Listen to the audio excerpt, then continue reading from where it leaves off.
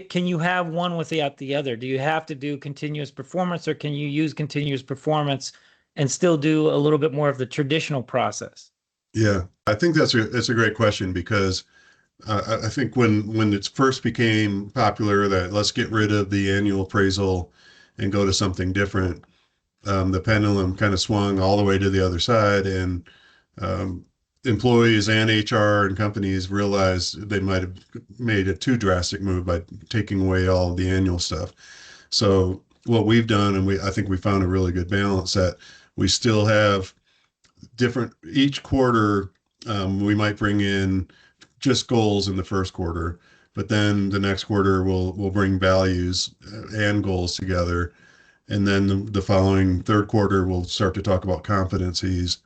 and then the fourth really kind of looking back at the full year in addition to just the goals that quarter. So there are ways where you can kind of spread it out and make it where it's still lightweight throughout the year if you're doing 4 different reviews quarterly, or some we did at trimesters in my previous company. And at a big company, trimesters is probably a good way where they're lightweight, but you're capturing enough of the information and the insight that you would want to have at the end of year. And then you just bring all that data together. And so it makes it easier where you're not in this